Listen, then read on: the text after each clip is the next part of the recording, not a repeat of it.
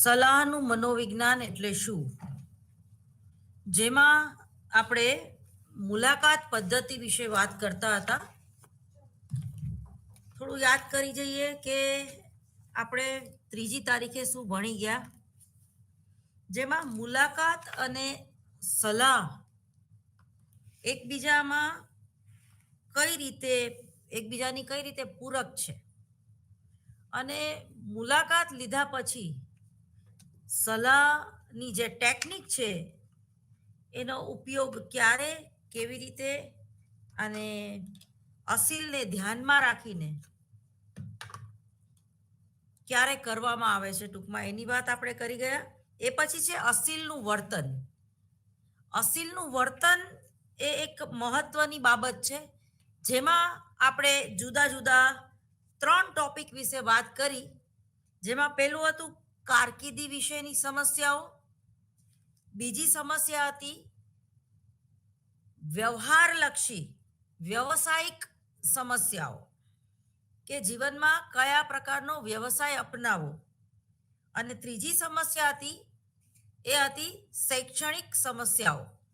તમે જો આજના જ ગુજરાત સમાચાર દિવ્ય ભાસ્કરમાં 12મા ધોરણની બોર્ડની પરીક્ષાના અનુસંધાનમાં લગભગ 13,000 વિદ્યાર્થીઓએ ઓનલાઈન કાઉન્સેલિંગ કરાવ્યું, અને એમાં યાદ નથી રહેતું અથવા તો કઈ પદ્ધતિથી પેપર લખવાથી માર્ક વધારે આવી શકે, વધારે ટકાવારી આવી શકે.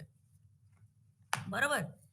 તો ટૂંકમાં ઓનલાઈન કાઉન્સેલિંગમાં ખાસ કરીને શૈક્ષણિક મનોવિજ્ઞાન છે, અને હેલ્થને લગતા જે પ્રશ્નો છે, માનસિક સ્વાસ્થ્ય, શારીરિક સ્વાસ્થ્ય, જેમાં આપણે વ્યાયામને પણ લઈ શકીએ, તો ઓનલાઈન એજ્યુકેશન, બરાબર, એમાં કાઉન્સેલિંગ એટલે કે સલાહ, માર્ગદર્શન, કે કોઈની ટૂંકમાં એડવાઇસ લેવી, અને એ એડવાઇસ ઘણી રીતે આપણને ઉપયોગી થઈ શકે છે.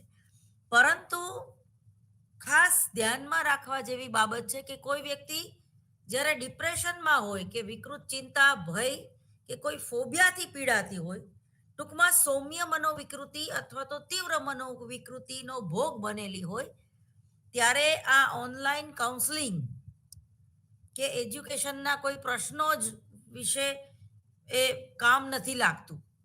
કોઈ ગંભીર સમસ્યા હોય ત્યારે ટૂંકમાં એઝ એ કાઉન્સેલર તમને એ ઓનલાઈન કાઉન્સેલિંગ કરી આપતું નથી, કારણ કે પ્રત્યક્ષ મુલાકાત લેવી ખૂબ જરૂરી બની જતી હોય છે.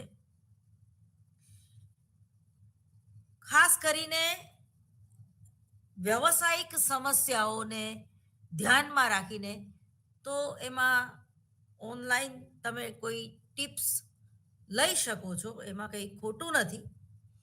પરંતુ જ્યારે કોઈ વિશિષ્ટ પ્રકારની સમસ્યાઓનો ભોગ તમે બનો છો, તો એ વિશિષ્ટ પ્રકારની સમસ્યાઓને લઈને તમારે કોઈ સલાહકાર કે મનોપચાર પાસે રૂબરૂ મુલાકાતે જવું પડતું હોય છે. તો એના વિશે જે વાત કરી, તો એમાં ભલામણો, સામાજિક અસરો, અને એ પછી આપણે ભલામણો વિશે વાત કરી ગયા, અને લોકો પ્રત્યેના મનોવલણો, એના પછી આપણે વાત કરી અસીલની સક્રિય કામગીરી. અસીલ કઈ રીતે સપોર્ટ કરી શકે? મેં તમને કીધું એમ કે જે ઘોડો હોય એને તમે અવેડા સુધી લઈ જઈ શકો, પણ એને ઊંધો કરીને તમે પાણી ન પીવડાવી શકો, કારણ કે મન હોય તો જ માળવે જવાય. જો અસીલને માર્ગદર્શન જોતું હોય, એને પોતાની સમસ્યાનો ઉકેલ ખરેખર જોતો હોય, તો જ એને કાઉન્સલર જે છે, સલાહકાર જે છે, એ મદદ કરી શકે છે. પરંતુ જો અસીલ એક મનમાં એવું ધારીને બેઠો હોય કે તમે ગમે તેવી શિખામણ આપો, તમે ગમે તેવું માર્ગદર્શન પૂરું પાડો, તમે ગમે એટલો રસ્તો મને સારો દેખાડો, પરંતુ મારે એ રસ્તે ચાલવું જ નથી, અથવા તો હું મારી સમસ્યાઓને મારા દુઃખમાં જ ખુશ છું, ટૂંકમાં હમ નહીં સુધરેંગે, એને પોતાના વર્તનમાં કોઈ ફેરફાર કરવો જ નથી, તો એમાં અસીલ જે છે એ કોઈ જ મદદ કરી શકતો નથી. એટલે એના અનુસંધાનમાં આપણે અહીંયા અસીલની સક્રિય કામગીરી, તો ટૂંકમાં જેટલો સલાહકાર જે છે એ જેટલો અપગ્રેડ થાય છે, કે જેટલો એ સક્રિય હોય છે, એટલું જ અસીલને પણ સક્રિય રહેવું પડે છે. ઉદ્દીપન અને પ્રતિક્રિયા જેવી આ એક સક્રિય કાર્ય છે, જેમાં ઉદ્દીપ્ત કરવું અને એક્શન રિએક્શન, ઉદ્દીપન અને પ્રતિક્રિયા આપવી. તો ઉદ્દીપ્ત કરવું અને પ્રતિક્રિયા રૂપે અસીલ જે કંઈ પોતાની સમસ્યા દર્શાવે છે, અને પ્રતિક્રિયા સાંભળીને જે કાઉન્સલર જે છે, મનોપચારક જે છે, તો એને યોગ્ય માર્ગદર્શન પૂરું પાડે છે. પણ એ માર્ગદર્શન પ્રમાણે અસીલે વર્તન કરવું પડે છે.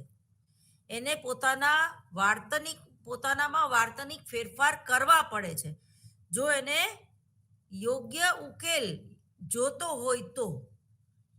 પરંતુ જ્યારે અસીલ પોતે જ એવું નક્કી કરી લે છે કે મારે તો આ દુઃખ સાથે જ જિંદગી પસાર કરવાની છે, અથવા તો મારી લાઈફમાં આટલેથી જ ચલાવવાનું છે, અથવા તો મારી કોઈ જરૂરિયાત જ નથી, મારે આ ફ્રેમની બહાર નથી નીકળવાનું, તો એ જે પોતાની એક ક્રાઇટેરિયા નક્કી કરી લીધો હોય છે, હેપીનેસ, માની લ્યો કે હેપીનેસ, સુખાકારી, કે ભાઈ હું શેમાંથી મને હેપીનેસ મળે છે, તો કે બસ મારે મારી જાતને ઘરમાં પૂરી રાખવી છે, મારે કોઈને બહુ મળવું નથી, હું મારામાં છું, હું મારામાં ખુશ છું.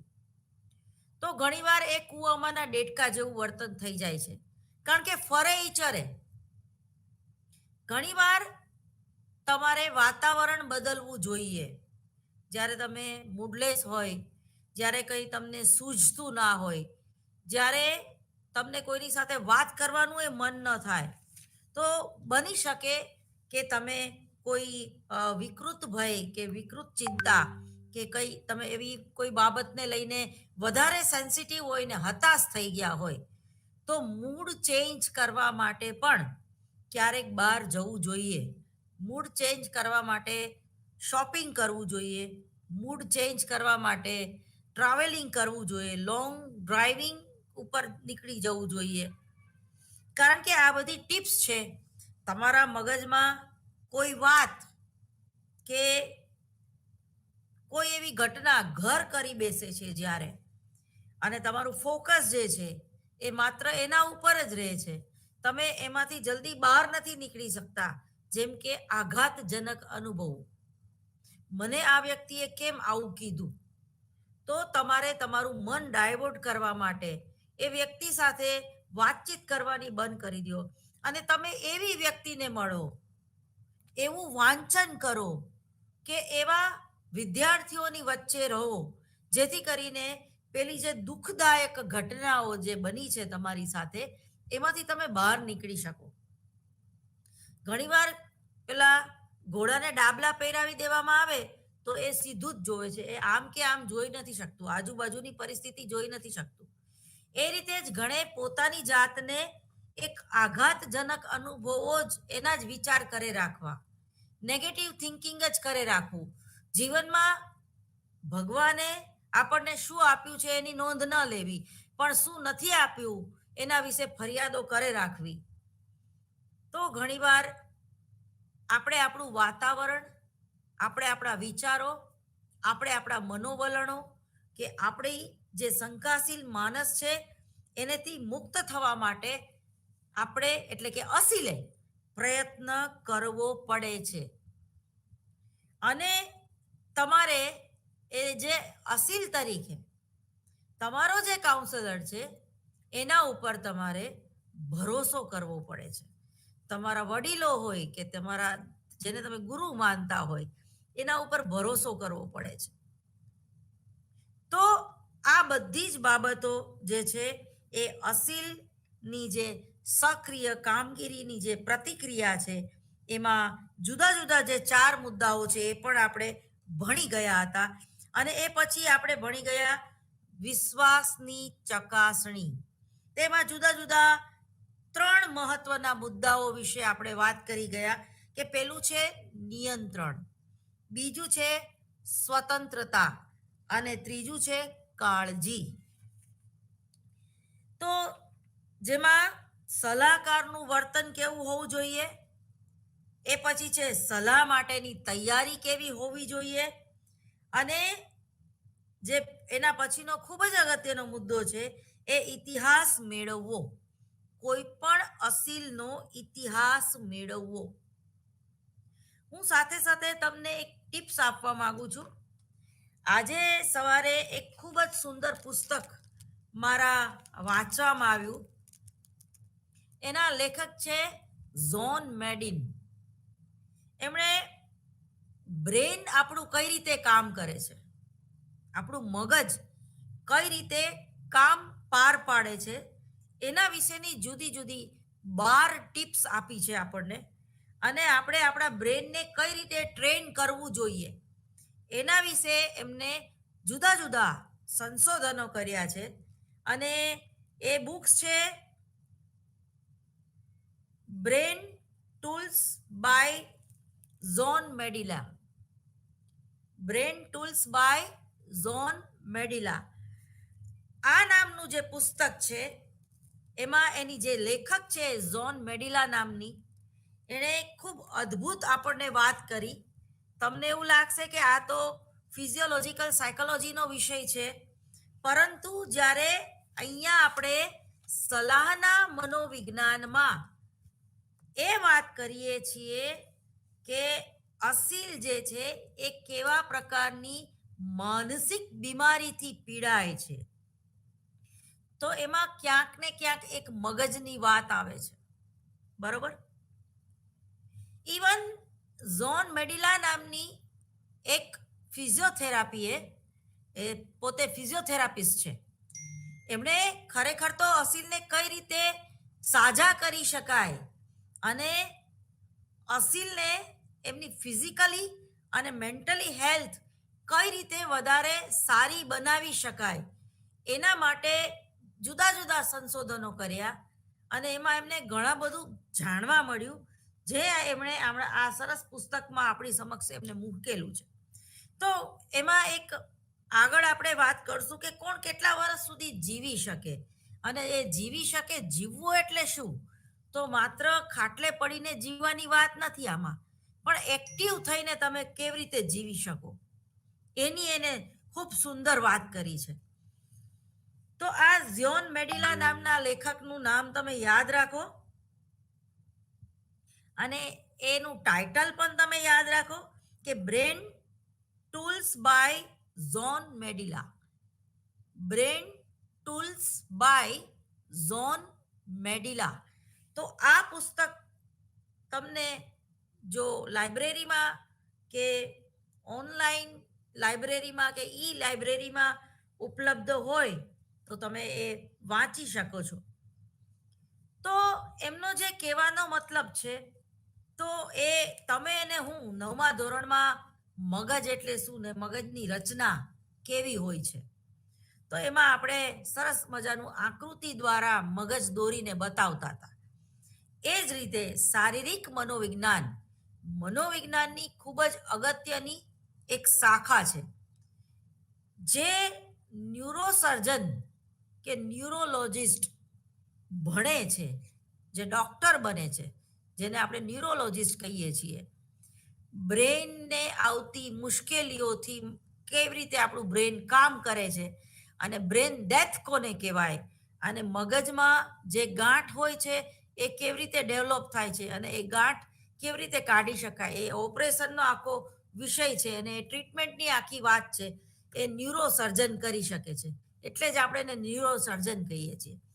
પરંતુ તમને જાણીને નવાઈ લાગશે, ડૉક્ટરના ફિલ્ડમાં જો સૌથી અઘરામાં અઘરું કોઈ ડૉક્ટરી હોય તો એ છે ન્યુરોસર્જન. ન્યુરોસર્જન બનવું એ ખૂબ મહેનત ભરેલું કામ છે. એ જ રીતે સાયકોલોજિસ્ટ બનવું તો એ પણ વાર્તનિક મનોવિજ્ઞાન. મનોવિજ્ઞાન એટલે શું? તો કે વર્તન. તો કે વર્તન કોણ કરાવે છે? તો કે છે કે આ શરીરનું માધ્યમ, આ મગજ એ માધ્યમ છે. કોઈ પણ વર્તન કરવાનું માધ્યમ શું છે? તમારું બ્રેઇન, તમારી બુદ્ધિ, તમારી લાગણી. બરોબર? આપણું જે હૃદય છે એને ઓપરેટ, કે આખા શરીરને ઓપરેટ કોણ કરે છે? તો કે છે કે મગજ. તમે માત્ર એવી કલ્પના કરી જુઓ કે એક દિવસ આપણે મગજને તાળું મારી દઈએ તો, અથવા તો એક દિવસ મગજ પોતાનું કાર્ય ન કરે તો, એક દિવસ મગજ સન્ડેની રજા પાડે તો, રવિવારે હું કામ નહીં આપું એવું આપણું મગજ કહે તો આપણું શું થાય? આપણી શું હાલત થાય? એ તમે સમજી શકો છો. તમને ફીલ કરાવવું હોય તો હું એક ઉદાહરણ આપી શકું છું અત્યારે જ. દાખલા તરીકે મને અને તમને હવે મોબાઈલની બહુ ટેવ પડી ગઈ છે, જેને આપણે આર્ટિફિશિયલ ઇન્ટેલિજન્સી તરીકે એનો આપણે ઉપયોગ કરી રહ્યા છીએ. Artificial intelligence. અને હવે 2G, 3G, 4G અને હવે આપણે 5G તરફ વળી રહ્યા છીએ. તો આ મોબાઈલ છે એ આપણા એક એનું એનું મગજનું એક પ્રતીક છે એમ માની લ્યો. હવે તમે ઇગ્નોમાં મારું લેક્ચર બહુ શાંતિથી સાંભળી રહ્યા છો અને હું પણ શાંતિથી તમને સમજાઈ રહી છું, પણ આ મોબાઈલ નામનું પ્રાણી છે ને એ મારી બાજુમાં અહીંયા મેં રાખ્યું છે મારા ટેબલ ઉપર. હવે આ ટેબલ ઉપર મેં ન રાખ્યું હોય અને મારા પર્સમાં હોય અને હું એને વાઇબ્રેશનમાં નાખતા ભૂલી ગઈ હોય, મને ખબર છે કે 1 કલાક કોઈની રિંગ નથી આવવાની, અથવા તો રિંગ આવશે તો એ રિંગ વાગશે બહુ બહુ તો શું થશે? પણ ના, તમારા મગજ સાથે તમારો મોબાઈલ એટલો બધો વધારે પડતો કનેક્ટ થઈ ગયો છે કે હવે મોબાઈલ ભૂલવું તમને પોસાય એમ નથી. એડિક્શન જેને આપણે કહીએ છીએ, આપણને મોબાઈલની ટેવ પડી ગઈ છે. આપણા હાથને, આપણા હાથના પંજાને મોબાઈલની ટેવ પડી ગઈ છે. આપણે તરત ક્યાંક મોબાઈલ ભૂલી જઈએ તો એ તરત આપણને યાદ તો આવી જ જાય છે. તમે તમારા ઘરમાંથી બહાર નીકળો છો અને ટીવી બંધ કરતી વખતે મોબાઈલ તમે ત્યાં ને ત્યાં ભૂલી ગયા. તમે તમારું એક્ટિવા સ્ટાર્ટ કરો છો અને તમને મોબાઈલ યાદ આવે છે. પાછા તમે ઉપર ચડો છો, મોબાઈલ સાથે લઈને બહાર જાઓ છો. તમને પોતાને ખબર છે કે 1 કલાક મારે મોબાઈલનું કંઈ કામ નથી, એવું કોઈ ગંભીર કામ નથી, કોઈ એવા મારા ઉપર ફોન નથી આવવાના, કે કોઈ મારી એવી જવાબદારી નથી, કે કોઈ હું શેર બજારનું એવું ઓનલાઈન કંઈ કરતી નથી. તો ટૂંકમાં એક દિવસે મોબાઈલ ના હોય તો ચાલે, ન ચાલે એવું કંઈ છે જ નહીં. પણ આપણને એક મોબાઈલનો ઉપયોગ કરવાની, મોબાઈલ 24 કલાક હારે રાખવાની, વારંવાર ટીડિંગ ટીડિંગ ટીડિંગ જે સંભળાય અને વોટ્સએપમાં કે ફેસબુકમાં જુદા જુદા મેસેજ જોવાની, કે સોશિયલ મીડિયામાં નવું શું પોસ્ટ થયું એ જોવાની વૃત્તિની આપણને આદત પડી ગઈ છે. એને તમે કદાચ કુટેવ પણ કહી શકો. એ જ રીતે કેવા લોકોને કાઉન્સેલિંગની જરૂર પડે છે? જેનું બ્રેઇન, જેનું મગજ 1 મિનિટ પણ નવરું ન પડતું હોય, સતત વિચાર વાયુ, સતત નેગેટિવ થિંકિંગ, સતત ઇન્સિક્યુરિટી ફીલ કરવી, એટલે કે અસલામતીની ભાવના, ડ્રાઇવિંગ કરતી વખતે પણ બબડવું, બબડાટ ઉપડવો. બરાબર? કે પછી હું આમ કરીશ, પછી હું આમ કરીશ, પછી હું આટલા વાગે ઘરે આવીશ, આમ તેમ સતત આવા વિચાર ઘણા લોકો કરતા હોય છે. એને પોતાના વિચાર ઉપર કંટ્રોલ કેમ રાખવો એની કોઈ સ્વિચ પાડતા આવડતી નથી. અને એ પોતે તો વિચારોથી પીડાય છે, પણ એની આજુબાજુ જોડાયેલી વ્યક્તિને પણ એ ડિસ્ટર્બ કરે છે. નિરર્થક પ્રશ્નો પૂછીને, નિરર્થક વાતો કરીને અને ભવિષ્યના ખોટા વિચારો કરીને. આવી વ્યક્તિઓને હું એક જ વાત કહીશ કે જ્યારે તમે શ્વાસ બહાર કાઢો છો ત્યારે તમને ખબર નથી કે બીજી વાર તમે ક્યારે શ્વાસ લેશો, છતાં તમારે શ્વાસ બહાર કાઢવો પડે છે. એટલે ઘણા લોકો કોઈ એવા સંબંધથી ઇન્સિક્યુરિટી ફીલ કરતા હોય, અસલામતીની ભાવના, કે આ વ્યક્તિ મારી થઈને રહેશે કે નહીં, કે આ ઘર મારા નામે રહેશે કે નહીં, કે પાડોશી મારો થઈને રહેશે કે નહીં, કે મારો દીકરો મેં ફોરેન ભણવા માટે મોકલ્યો છે તો એ મારા વિચાર કરશે કે નહીં પત્ની આવી ગયા પછી.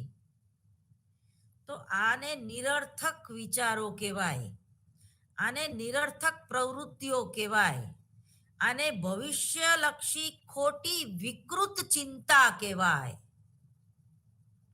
જે વ્યક્તિ ખૂબ જ સ્વાર્થી વૃત્તિની હોય છે એ લોકો સતત આવા વિચાર વાયુથી પીડાતા હોય છે. એને બધી જ જગ્યાએ બિઝનેસ કરી લેવો હોય છે, બધી જ જગ્યાએ જમા અને ઉધારના હાસ્યામાં જીવતા હોય છે. આવી વ્યક્તિ બની શકે કે શેર બજારમાં એનું માઇન્ડ વધારે ચાલતું હોય, બિઝનેસમાં એનું માઇન્ડ વધારે ચાલતું હોય, પણ એ અંદરથી બહુ ખાલી હોય છે. કારણ કે વાતે વાતે પૈસાથી માંડીને એને કેટલી પોતાની લાગણી પોતાની પત્ની કે પોતાના પુત્ર ઉપર ઇન્વેસ્ટ કરી એનો પણ એ સતત હિસાબ રાખે છે. અને એનું વળતર જ્યારે ન મળે ત્યારે આવી વ્યક્તિ જે છે એ અસલામતીની લાગણી અનુભવે છે. પ્રેમ, વાત્સલ્ય, કરુણા, આ બધા શબ્દો અને આ બધી સંવેદનાઓ એવી છે કે આપણે જ્યાંથી જોઈએ છીએ ત્યાંથી ઘણીવાર એ નથી મળતું. મળે તો છે, નો ડાઉટ મળે છે. કોઈ એક દુનિયામાં એવી વ્યક્તિ ન હોય જેને પ્રેમ મળ્યો જ ન હોય, કોઈ દુનિયામાં એવી વ્યક્તિ ન હોય કે જેણે પ્રેમ કોઈને કર્યો જ ન હોય. પણ પેલી નઝમ છે ને, કભી કિસી કો મુકમ્મલ જહાં નહીં મિલતા, કहीं જમી તો કहीं आसमां नहीं मिलता, जिसे भी देखिए वो अपने आप में गुम है, कहीं जमी तो कहीं आसमां नहीं मिलता, जहां उम्मीद हो जिसकी वहां नहीं मिलता.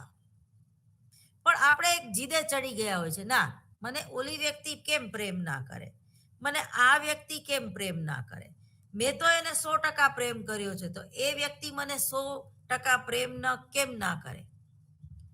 પૈસાની ભીખ માંગી શકો તમે, પણ પ્રેમની ભીખ જ્યારે તમે માગો છો ને ત્યારે તમને ક્યારેય નથી મળતો એ. કારણ કે પ્રેમ એ સહજ પ્રક્રિયા છે.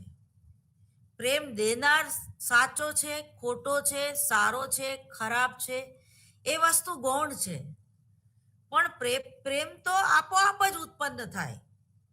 તમારા હાઇપોથેલેમસ કેન્દ્રમાં જુદા જુદા હોર્મોન્સના જે સ્ત્રાવો છે એ કોઈ વ્યક્તિને જોઈને દ્રવે અને કોઈ વ્યક્તિને જોઈને વધારે ડ્રાય થાય.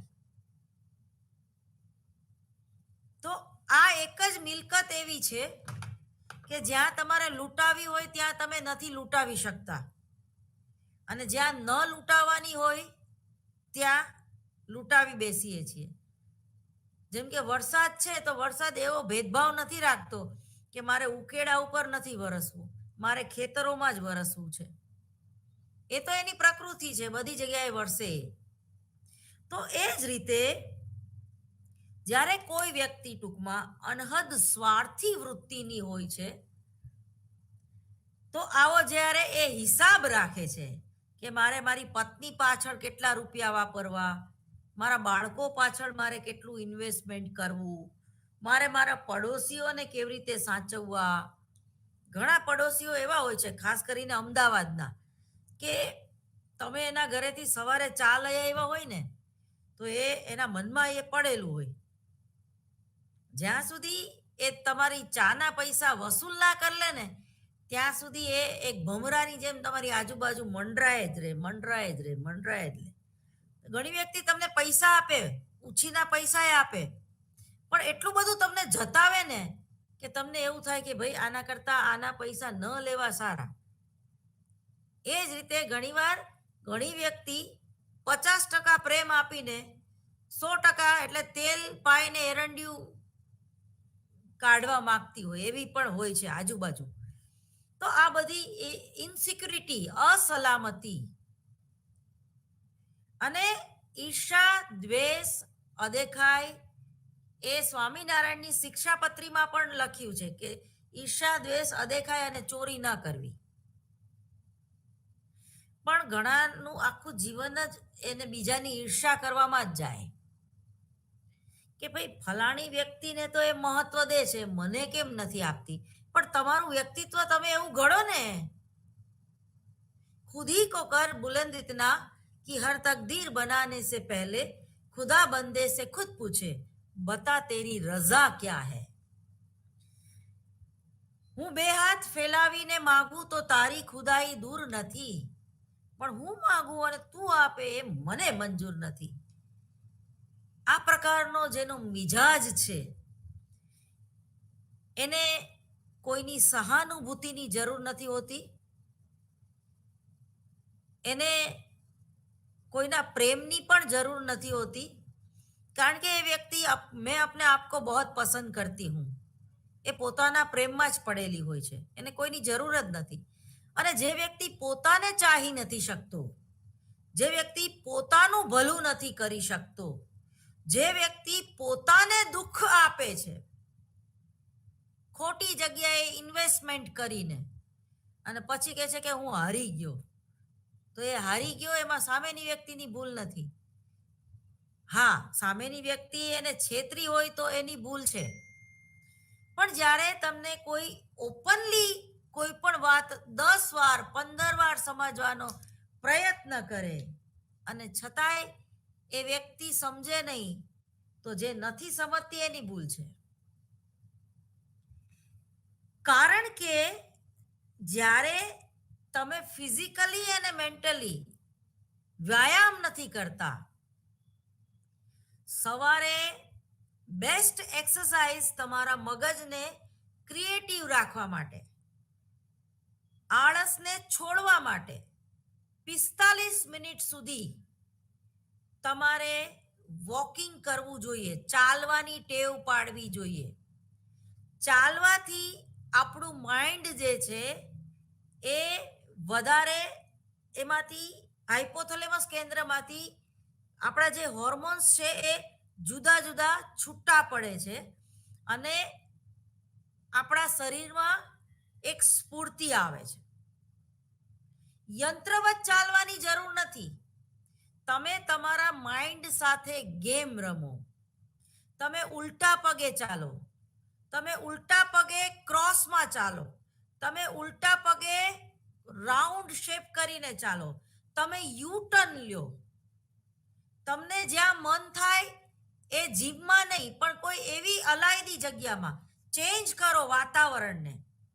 આજે તમે એસજી હાઈવે તરફ ચાલવા ગયા તો બીજે દિવસે રિવરફ્રન્ટ બાજુ ચાલવા જાઓ, ત્રીજે દિવસે બગીચામાં ચાલવા જાઓ, ચોથે દિવસે કોઈ જુદી જ જગ્યાએ, અને પાંચમે દિવસે તમે ઘરમાં ચાલો. છઠ્ઠે દિવસે તમે અગાસી ઉપર પણ ચાલી શકો છો, અને સાતમે દિવસે ચાલો નહીં તો કંઈ નહીં, સરસ મજાની બીજી કસરતો પણ કરી શકો છો, સૂર્ય નમસ્કાર પણ કરી શકો છો. બ્રેનને ક્યારેય એક સરખી ટેવ નહીં પાડવાની, એવું ઝોન મેડિના કહે છે. આ પહેલી ટિપ્સ મારી. ઘણા લોકો યંત્રવત વ્યાયામ કરે રાખે છે કે સૂર્ય નમસ્કાર કરવા તો પછી સૂર્ય નમસ્કાર જ કરવાના, બીજું નહીં કરવાનું. વોકિંગ કરવું તો માત્ર વોકિંગ જ કરવું, બીજું કાંઈ નહીં કરવાનું. અને ઘણા તો એટલા બધા આળસુ પ્રકૃતિમાં ના હોય છે કે પોતાના પગમાં તકલીફ હોય પણ હાથીને જોઈને તમને કંઈક ખવડાવવાનું મન થાય અને ત્યાં તમે 30 રૂપિયાની 250 દૂધી લઈ લીધી કે કેળા લઈ લીધા અને તમારી આગળ તમે 2 રૂપિયા લીંબુ માટે ન વાપરા પણ 30 રૂપિયાના કેળા તમે ખવડાવી દીધા પણ એ ક્યાંય વ્યય નથી જતું, એ વ્યર્થ નથી ગયું. પછી તમે જે તમારો રસ્તો કાપશો એક્ટિવા લઈને અથવા તો ચાલીને, તો એ જે તમારા મોઢા ઉપર એક કુદરતી સ્માઇલ હશે કે અંદરનો આત્મસંતોષ હશે.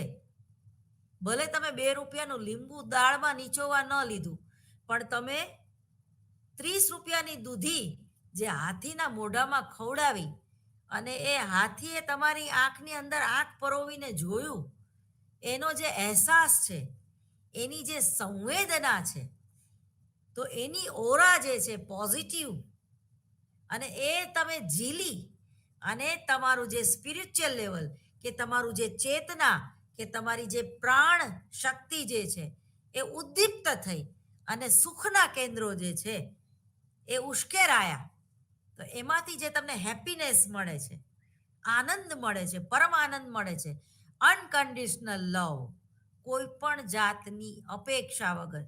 પુણ્ય માટે નથી ખવડાવવાનું, તમને મજા આવે છે એટલે ખવડાવવાનું છે.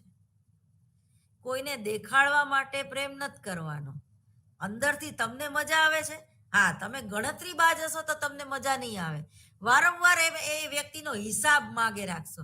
હું તને પ્રેમ કરું, તું મને કરસ, અરે મૂર્ખ, અને મૂર્ખ કહેવાય. એટલે ટૂંકમાં ઝોન મેડિનાના જે જુદા જુદી જે 12 ટિપ્સ છે, એમાં પહેલી ટિપ્સ છે વ્યાયામ કરવું. તમે જુઓ ઘણા લોકો 3-3, 4-4 કલાક સુધી પોતાના સોફામાં કે બેડરૂમમાં પડ્યા રહે છે, હલતા પણ નથી. આમ મોટી આમ ફાંદ બહાર નીકળે નહીં ત્યાં સુધી આળસુ પ્રકૃતિના હોય છે. તો આવી જે વ્યક્તિ છે એનું આયુષ્ય ઘટે છે. એ જ રીતે જે વ્યક્તિ મદ્યપાન કરે છે, જેને આદત પડી જાય છે સિગરેટ પીવાની, દારૂ પીવાની, કે આપણું શરીર ડિસ્ટર્બ થાય એવા કોઈ પદાર્થો, વારંવાર ચા પીવી એ પણ ખરાબ છે. અતિમાં ગતિ નહીં. તમે 2 પેગ પીને જમવા બેસો તો એ ફાયદાકારક છે, પણ ગાંડાની જેમ 3 પેગ પીધા પછી ગમે ત્યાં ફોન કરવા માંડો અને બકવાસ તમને ઉપડે અથવા લથડિયા ખાવ ને એક્સિડન્ટ થઈ જાય, માથું ફૂટી જાય, તો એ વ્યક્તિ પોતાના માટે જ નુકસાન કરતા છે.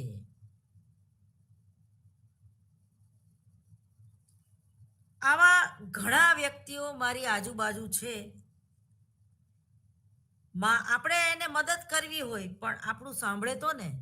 એટલે અસીલ જ્યાં સુધી પોતાની જાતની મદદ કરવા ન ઈચ્છતો હોય, પોતાની જાતને પ્રેમ ના કરવા ઈચ્છતો હોય અને દેખાડે એવું કે ખૂબ મોટો પ્રેમી છે, પણ તારી જાતને તો તું ઠીકઠાક કર.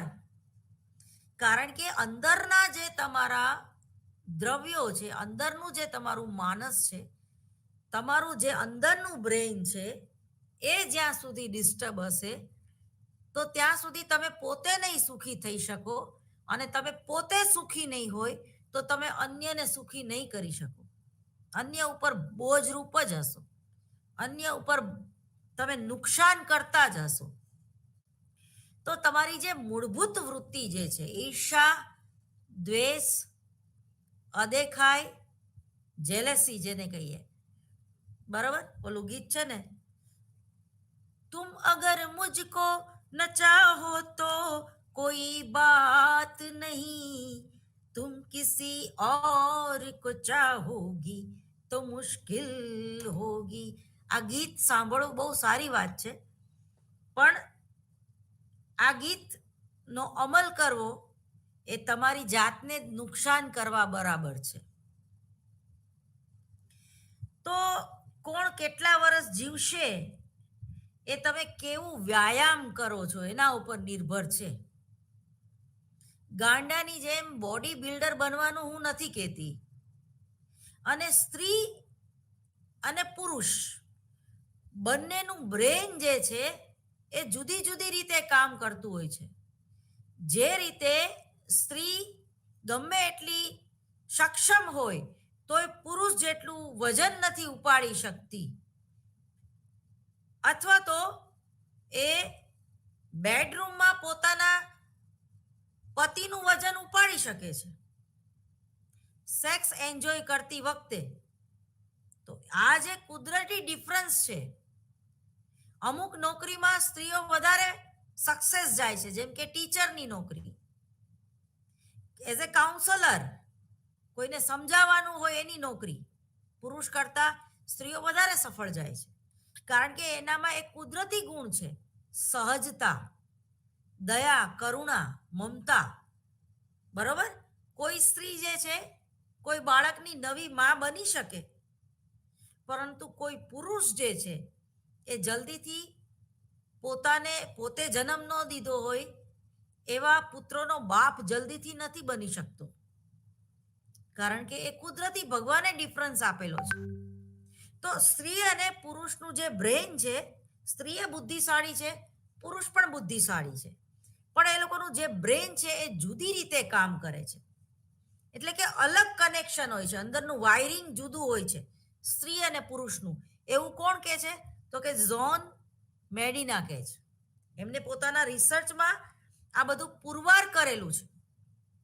અને ઝોન મેડિના કોણ હતા? તો કે છે કે એક ફિઝિયોથેરાપિસ્ટ હતા, અને એક સાયકોથેરાપિસ્ટ હતા, એક કાઉન્સલર હતા. એ એક ઉપચાર કરતા હતા લોકોનો, જે લોકો તીવ્ર મનોવિકૃતિથી પીડાતા હોય એવા લોકોનો, જે લોકો સ્કિઝોફ્રેનિક પેશન્ટ હોય એવા લોકોનો.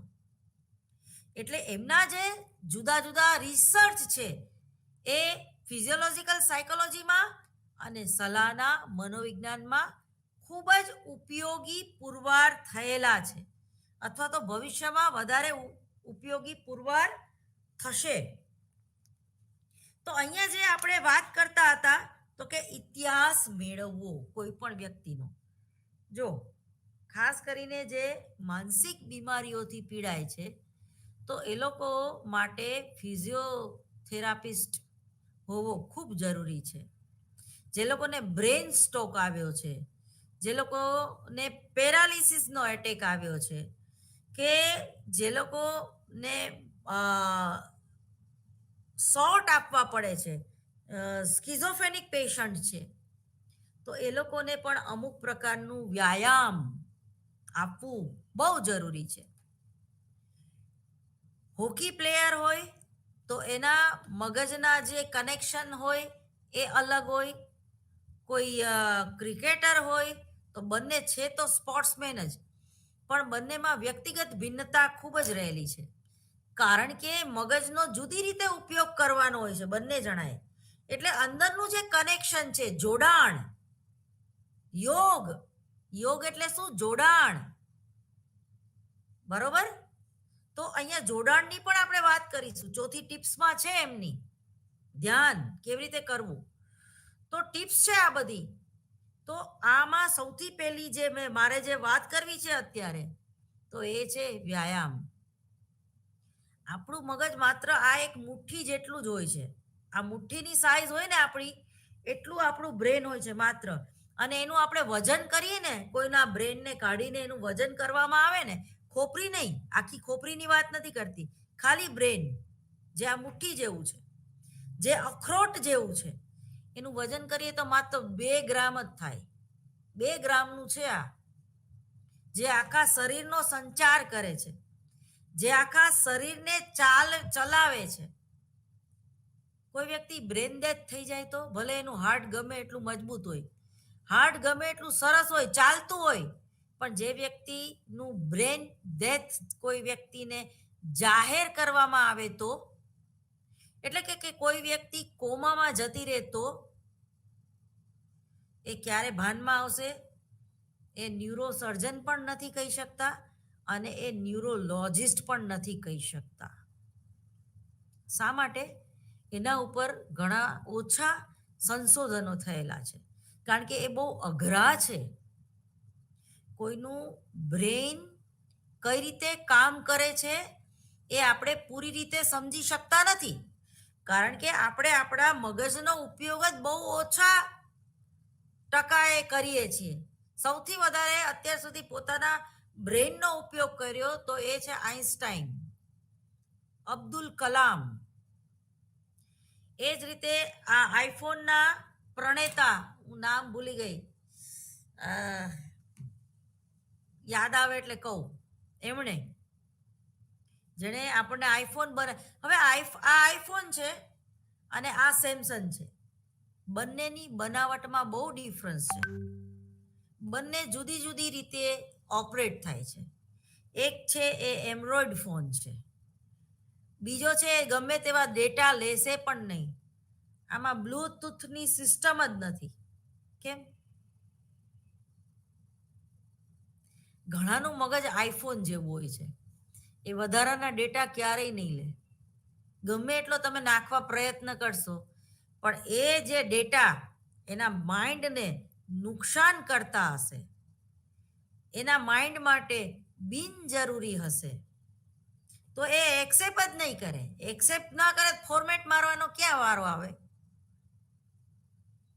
ઘણાના મોબાઈલમાં ઓટોમેટિક રેકોર્ડિંગ થઈ જતું હોય છે. જો કે ઓટોમેટિક ન હોય, એને એ રીતે કર્યું હોય એટલે હોય, તો એ નિરર્થક પ્રવૃત્તિ છે. એ જ રીતે મગજને તમે બધી જ બાજુ ખુલ્લું રાખો અને વણજોતી માહિતી, વણજોતા ડેટા પણ તમે અંદર સિલેક્ટ કરો તો શું થાય?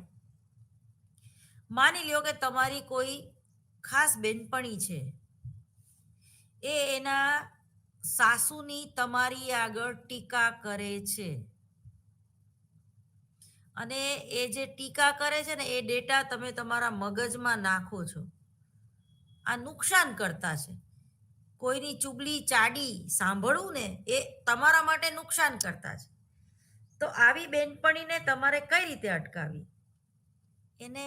એનું અપમાન નથી કરવાનું, એના ઉપર ગુસ્સે નથી થવાનું, એનેથી ભાગવાનું પણ નથી, અને ડાયરેક્ટલી એવીને એવી કોઈ શિખામણ નથી આપવાની કે મૂકને પંચાત, હવે તારા સાસુની શું આખો દિવસ વાતું કરે રાખસ, શું પંચાત કરે રાખસ, તારી આગળ બીજી કોઈ વાતનો ટોપિક નથી.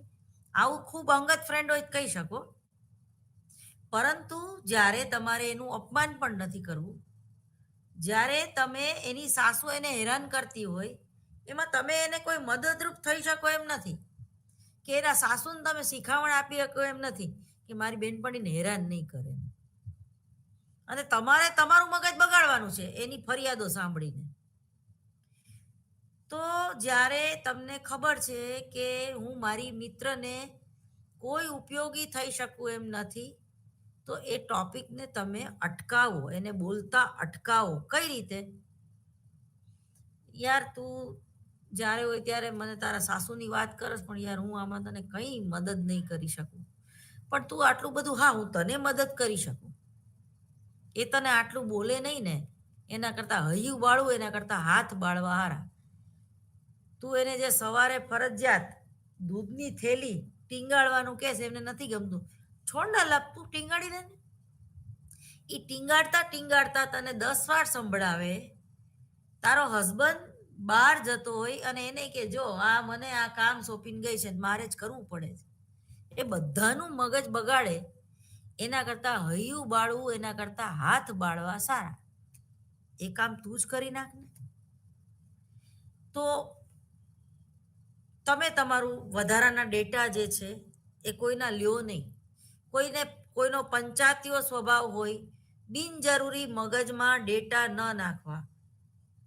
આઈફોનની જેમ, આઈફોનમાં બ્લૂટૂથ હોતું નથી, અને આઈફોનને તમે ડિલીટ ના કરો ને અમુક ટાઈમે તો એ કામ કરવાનું બંધ કરી દે છે. એ બહુ ડિસિપ્લિનથી ચાલે છે.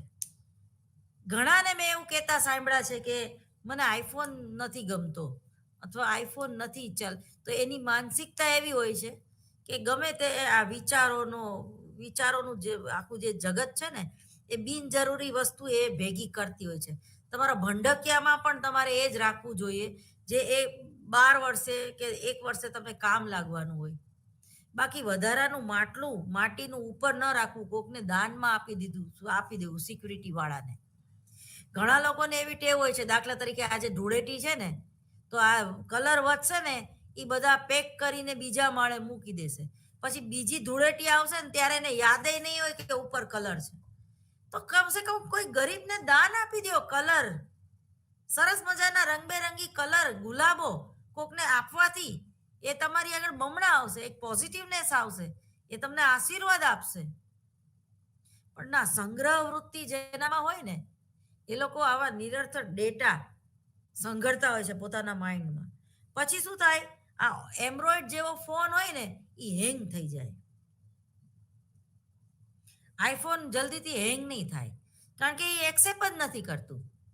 તો એવી રીતે આજુબાજુ એવા ઘણા નેગેટિવ માણસો તમારી આજુબાજુ રહેલા હોય છે.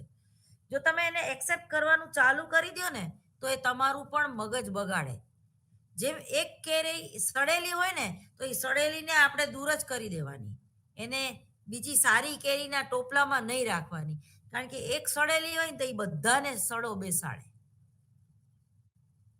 તો એ જ રીતે ગ્રુપમાં એક કોઈ એવી વ્યક્તિ હોય જેને પંચાત કરવાની ટેવ હોય, જેને દુખડા રોવાની ટેવ હોય, જેને વારંવાર બોલવાની ટેવ હોય કે મને બહુ કંટાળો આવે છે, શું કરું. તો 24 કલાક આવી વ્યક્તિઓને સાંભળવાનું તમે બંધ કરો, બાકી તમને કંટાળો આવશે. તો ખાસ કરીને જે કાઉન્સલર જે છે એનો તો આ ધંધો છે, આવા માણસોના કોન્ટેક્ટમાં જ રહેવાનું હોય છે. તો એણે પોતાના 7 ચક્રોને રોજ ચાર્જ કરી લેવા. જે રીતે આપણે કોઈ મોબાઈલનો ઉપયોગ વધારે કરતા હોઈએ વાત કરવા માટે, તો એ બિચારો વધારે ડિસ્ચાર્જ થઈ જશે. તો સારું ચાર્જર લેવાનો ફાયદો એ છે કે તમારો મોબાઈલ જે છે ફટાફટ ચાર્જ થઈ જાય છે. તમે ખરાબ ચાર્જર લો ને તો એ મોબાઈલને બગાડે. સારું ચાર્જર 2000નું લ્યો તમે તો એ લોંગ ટાઈમ ચાલે પણ ખરું અને આઈફોનને બગાડે નહીં. પણ ઘણા આઈફોન 1,00,000 રૂપિયાનો લે અને ચાર્જર છે એ ચાઇનાનું લઈ આવે 500 રૂપિયાનું. તો એ 500 રૂપિયા એ લોભ કરવાથી 1,00,000નો મોબાઈલ ખરાબ કરે છે એ નથી ખબર, અને બુદ્ધિ વગર ના કહેવાય. પણ જ્યારે તમે 1,00,000 રૂપિયાનો આઈફોન લ્યો છો તો એમાં 2000નું ચાર્જર હોય જ. તમે રાજા છો તો તમારે સિંહની સવારી જ કરવી પડે, બરોબર? સિંહની સવારી ના કરો તો સિંહ તમને ફાડી ખાય. એ જ રીતે તમે કોના રિલેશનશિપમાં છો, આજુબાજુની વ્યક્તિ કેવી છે. ઘણા સફેદ હાથી પાળે અને પછી ઓય માં આ તો કેટલો બધો ચારો ખાઈ જાય છે, એ રીતે રોએ રાખે રાત પડે ને. તો ભાઈ કા સફેદ હાથીને પાળવાનું મૂકી દે અને કા રોવાનું મૂકી દે. સફેદ હાથી પાળવો છે પણ એનો ખર્ચો પોસાય એમ નથી. તો આવા પણ જેને નિર્ણય શક્તિનો અભાવ, જે લોકો નિર્ણય નથી લઈ શકતા પોતાના જીવનમાં, એ લોકો ગોળ ગોળ ઘાંચીના બળદની જેમ ગોળ ગોળ ફરે રાખે છે. એ જ રીતે જે લોકો, આ કંઈ શેર બજાર નથી કે તમે લાગણીનું ઇન્વેસ્ટમેન્ટ કર્યું તો તમને એનાથી ડબલ વળતર મળશે. આમાં કોઈ ગણિત કામ નથી લાગતું મનોવિજ્ઞાનમાં, કારણ કે આ વર્તનનું વિજ્ઞાન છે. વર્તનમાં હંમેશા પરિવર્તન થાય છે. આજની જે સવાર છે એ કાલ કરતાં વધારે સારી પણ હોઈ શકે અને વધારે બોરિંગ પણ હોઈ શકે. આજનું જે ગુલાબનું ખીલવું છે એ કાલના ખીલવા કરતાં કંઈક અલગ જ હોઈ શકે. આજની જે કંઈ પૂજા છે એ કાલ કરતાં અલગ હોઈ શકે. આજનું ડૉક્ટર નેહા રાવલનું લેક્ચર છે એ કાલ કરતાં અલગ અને બહેતર પણ હોઈ શકે. દિવસે ને દિવસે આપણે અપગ્રેડ થવાનું છે ને, આપણા બ્રેઇનને અપગ્રેડ કરવાનું છે, સમસ્યા ઉકેલ તરફ વળવાનું છે અસીલે, તો અપગ્રેડ થવું પડશે ને. આપણે નોકિયાનું ડબલું લઈને ફરવું છે, જે પેલા આવતું ને આટલું ડબલું, ખાલી એમાંથી ફોન જ થાય, એમાંથી ફોટો ન પડે, એમાંથી ક્યાંય એમાં ડેટા ન થાય. એ એ સ્ક્રીન ટચ નહોતો, એટલે ઘણાને અપગ્રેડ થવું જ નથી. એ નોકિયાનું ડબલું એટલે મગજ લઈને નોકિયાનું ડબલું લઈને ફરવું છે, અને પાછો 5G નો યુઝ કરવો છે. શક્ય છે? 5G નો યુઝ કરવા માટે મોબાઈલને પણ તમારે અપગ્રેડ કરવો પડે. આ મોબાઈલને અપગ્રેડ ના કરો તો, ઘરમાં વાઈફાઈ ન રાખો તો, એ રીતના મગજમાં વાઈફાઈ રાખવા પડે. સ્વસભાનતા, અવેરનેસ ન રાખો તો, કનેક્શન જ ના આપો તો. અત્યારે ઓનલાઈન હું લેક્ચર લઉં છું, દિલ્હીથી કનેક્શન મળે છે એટલે લઈ શકું છું, અને મારો અવાજ, મારું લેક્ચર તમે બધા સાંભળી શકો છો. પણ અહીંયાથી હું ડિસ્કનેક્ટ કરી દઉં તો, અથવા અહીંયા હું બોલતી રહું પણ વચ્ચેથી સેન્ટ્રલ ગવર્મેન્ટ એટલે કે દિલ્હી ઇગ્નો યુનિવર્સિટીથી ડિસ્કનેક્ટ થઈ જાય તો, ત્યાં પાવર જતો રહે તો મારું લેક્ચર તમે નહીં સાંભળી શકો. એ જ રીતે તમારી આગળ મગજ ગમે એટલું સારું હોય, મગજ મારું તમારું બહુ સરસ છે, પણ તમે એનો ઉપયોગ જ ના કરો તો, વાઈફાઈ સિસ્ટમ ક્યાંય હોય જ નહીં તો, તમે તમારી જાતને અપગ્રેડ ના કરો તો, ઇન્ફોર્મેશન ટેકનોલોજી તમે ન ઉપયોગ કરો એનો તો, તમારું જીવન જીવવા માટેનું કોઈ વિઝન ના હોય તો, તમારો જીવન જીવવા માટેનો કોઈ ધ્યેય જ ના હોય તો, કોઈ વર્તન પાછળનો તમારો કોઈ હેતુ જ ના હોય તો ગોળ ગોળ ઘાંચીના બળદની જેમ તમે ફરે રાખો છો. વધારે પડતી લોકો પાસે અપેક્ષા રાખવા કરતા તમારા મગજ આગળ તમે અપેક્ષા રાખો, સભાનતાપૂર્વક જીવો, રોજ વ્યાયામ કરો. તો આ પહેલી ટિપ્સ છે, વ્યાયામ કરવું. રૂલ્સ એન્ડ રેગ્યુલેશન, તમારા જીવનમાં નિયમ બનાવો, રૂલ્સ. કારણ કે આપણે મનુષ્ય યોનિમાં છીએ, આપણે પ્રાણી પક્ષી નથી. એક દિવસ 7 વાગે ઉઠી, એક દિવસ 9:30 ઉઠી, એક દિવસ 12 વાગ્યા સુધી પડ્યા રહી નાયા ધોયા વગરના, એક દિવસ ફિઝિયોથેરાપીની કસરત કરીએ, એક દિવસ ન કરીએ. આ તો પ્રાણી જેવું જીવન કહેવાય. અને એ શરીર આગળથી તમે અપેક્ષા રાખો છો કે એને કોઈક પસંદ કરે. એ શરીર આગળથી તમે અપેક્ષા રાખો છો કે લાંબુ તમને જીવાડે. એ શરીર આગળથી તમે અપેક્ષા રાખો છો કે તમે કયો એમ કરે. ના, એ તમે કયો એમ નહીં કરે, કારણ કે પૂરી રીતે તમે એને ખોરાક જ નથી આપતા. પૂરું પ્રોટીન, પૂરું વિટામિન B12 બધું જ એને મળવું જોઈએ. પણ ગાંડાની જેમ રાત્રે ગમે એના કુસંગમાં જ્યારે તમે દારૂ પીવા બેસી જાઓ, જ્યારે તમે જુગાર રમવા બેસી જાઓ, જ્યારે તમે તમાકુનું વારંવાર સેવન કરો અને એવી કુબુદ્ધિના લોકોની વચ્ચે જઈને બેસો, તો તમે ગમે એટલા સારા હોય, તમને એ ચેપ ખરાબ કેરીનો લાગવાનો જ છે. પણ તમે કાદવની વચ્ચે પણ કમળની જેમ તમારી જાતને ખીલવી શકો છો. એના માટે શું જોઈએ? Discipline, rules and regulation. તમે સારી આદત પાડશો તો શરીર જે છે, હવે સારી આદત પાડવા માટે કન્ટિન્યુઅસ 42 દિવસ તમારે એક જ બાબતનું પુનરાવર્તન કરવું પડે છે.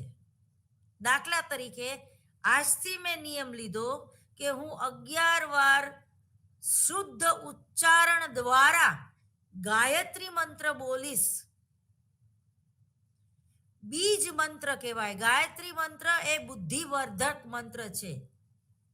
ઓમ ભૂર્ભુવ સ્વઃ તત્સર્વિતુર્વરેણ્યં ભર્ગો દેવસ્ય ધીમહિ ધિયો યો નઃ પ્રચોદયાત.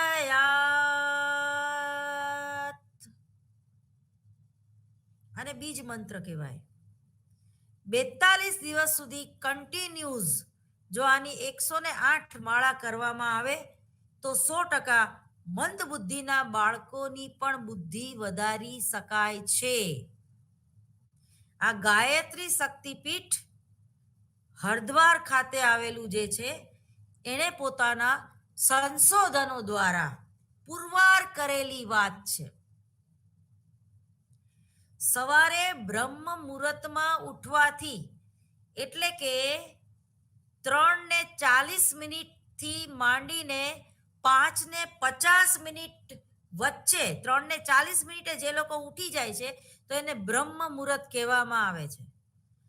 બ્રહ્મ મુહૂર્તમાં એવું માનવામાં આવે છે કે દેવી દેવતાઓ પોતાનું વ્યાયામ કરવા માટે પ્રકૃતિના સાનિધ્યમાં બહાર નીકળે છે આપણને આશીર્વાદ દેવા માટે. એ પોતે પરિભ્રમણ કરતા હોય છે પૃથ્વી ઉપર, આકાશ ઉપર, અને એ પરિભ્રમણ કરતા હોય છે ત્યારે પ્રાણ શક્તિનો, ઉર્જા શક્તિનો, પોઝિટિવનેસનો આપણા ઉપર વરસાદ કરતા હોય છે. અને ત્યારે આપણે સૂતા હોય તો એ વરસાદથી, એ પોઝિટિવનેસથી, એ આશીર્વાદથી આપણે વંચિત રહી જઈએ છીએ. માટે જેણે ધ્યાન, એકાગ્રતા કેળવવી છે, જેણે પોતાના બ્રેનને પાવરફુલ બનાવવું છે, જેને 5G જેવું બ્રેન બનાવવું છે, જેને 8G આવી ગયું છે હવે તો અમેરિકામાં, બરોબર, તો મહાસત્તા પાસે 8G પણ છે, પણ એને કેવી રીતે ઓપરેટ કરવું એ શીખવું હોય તો સૌથી પહેલા તમારે બ્રહ્મ મુહૂર્તમાં ઉઠવું પડે. કોઈ પણ સલાહકાર છે, કોઈ પણ કાઉન્સલર છે, એને પોતાની ઉર્જા શક્તિ પ્રાપ્ત કરવા માટે પોતાના 7 ચક્રો ગતિમાન કરવા માટે બ્રહ્મ મુહૂર્તમાં ઉઠવું પડે છે. એ 2000નું ચાર્જર જે કામ કરે છે તમારા મોબાઈલમાં, એવી રીતે 3:45 જે લોકો ઉઠી જાય છે અને જે લોકો પૂજા કરે છે અથવા તો ધ્યાન ધરે છે એ સીધા બ્રહ્માંડની સાથે કનેક્ટ થાય છે. અને આ કનેક્ટ થવાને કારણે જ એ લોકો વિશિષ્ટ વ્યક્તિ બની શકે છે. નમસ્કાર, ફરી પછી મળીશું.